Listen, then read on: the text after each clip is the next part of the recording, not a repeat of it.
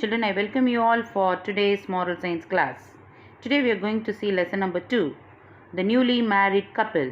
I am going to read the first paragraph. We had been married only a few weeks. We settled in our new apartment. I wanted to prepare the most delicious lunch possible for Norman on his first day in our new home. I planned it very carefully and selected the menu. So the newly married couple, they came and settled in one new apartment, and the wife was preparing the lunch for her new husband, that is Norman. And that is the first day in their room, in their new home. So what she did, she is preparing the food, and she planned it very carefully because being the first day, she wants to inspire her husband, isn't it? So she planned it very carefully, and she herself selected the menu what she has to prepare for the afternoon lunch. I had not much experience in cooking, so that lady was not so experienced in cooking. Mother had taught me a bit, and I had taken some courses in cooking. So she don't have an experience in cooking. Her mother had taught a little, and she also learned some courses in cooking. Like nowadays, she don't have any YouTubes to watch the cooking. Yes, so she herself prepared the dishes with great care. Okay, next para. I set the table with the best silver and served the dishes nervously. I stood watching his face anxiously as he ate the dinner. Anyhow, she completed her cooking, and she started, and what she did, she served the dishes nervously in a silver dishes. I set the table with our best silver and served the dishes nervously. So best of it, she started serving to her husband Norman. I stood watching his face anxiously as he ate the dinner. So she wants to know the expression of her husband while he was eating. So he stood watching his face anxiously as he ate the dinner. He tasted the sweets which I had prepared for the first time and smiled and said, "Say, it's so good." So what happened? First of all, he took the sweet and he tasted, and the two she prepared it for the first time. So he smiled and said, "Say, it's so good." He said that it was so good. When he ate each item, he came out with a word of appreciation. So Mr. Norman, when he tasted all the dishes, he came out with a word of appreciation every time. Joyfully, I watched him clear up every bit. So each and every reactions she noted, and she was joyfully watching all those things. Then he retired to his room to take rest. So after completing his lunch, his husband Norman did, he went to his room to take rest. See ya. Next. Next para. Then my mother came unexpectedly. So that time what happened? Her mother came and invited her to taste the food. So she was very happy, and she invited her mother also to taste the food that she has prepared the first time, and what she had given for her husband Norman. As she sipped the soup, what she did, first of all, every time what we will do, we will when the soup is kept, that was the first thing we will do, isn't it? So she started sipping the soup. Her expression changed. On sipping this soup, her face expression has changed. "You have forgotten to put salt, I think." What she said. On tasting the soup, she said, "Whether you have forgotten to put the salt?" She asked. She said, and added a few pinches of salt.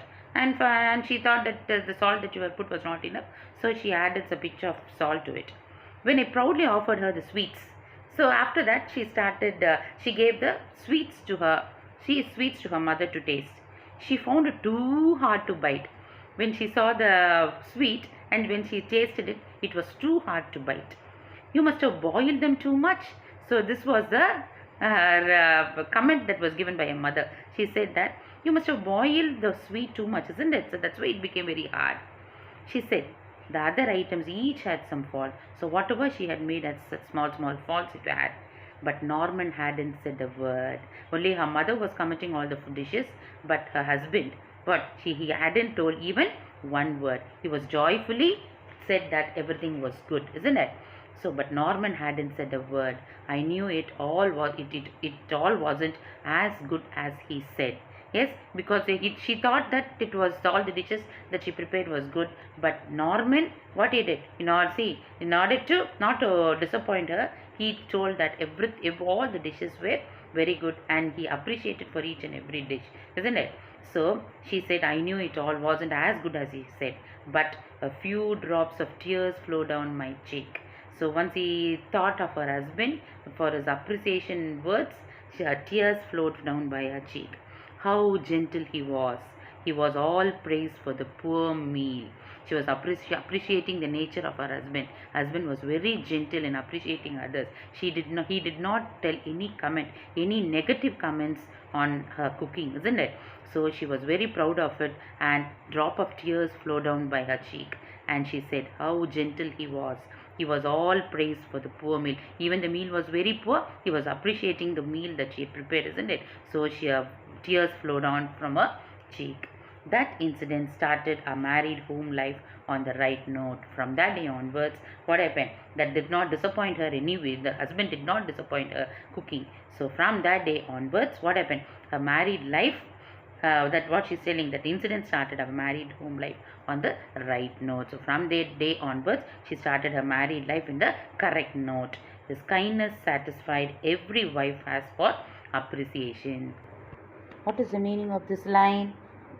The wife always expects for appreciation, isn't it? So the kind words, she expects the kind words from their husband. So the work that is doing should be appreciated. She will expect that the husband has to appreciate all the works that she had done, isn't it? So his kindness satisfied the craving every wife has for appreciation. So children, we must appreciate others whenever possible, because it can draw out the best in a person. So we have to learn to appreciate others, whatever they do. Whenever it is possible, we have to appreciate others, because that will draw out the best in a person. So disappointing words should not be told to anyone. Only appreciation words will draw the best in a person. So please try to follow this, children.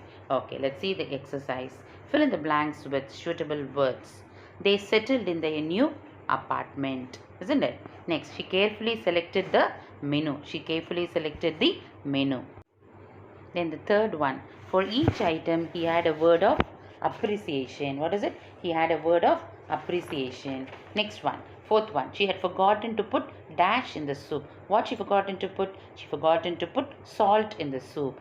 Everyone dash for appreciation, will crave for appreciation. That is, they will expect for appreciation. Next one, say true or false. They were a newly married couple. Yes or no? Yes, true. She was very good at cooking. No, she was not very good at cooking.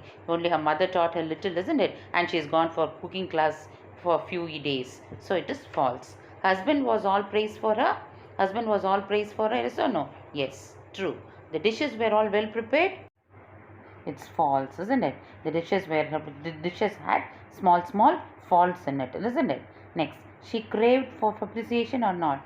Yes, she was craved for appreciation, because that was the first day of her cooking. So she was expecting for a appreciation. So her husband did or not?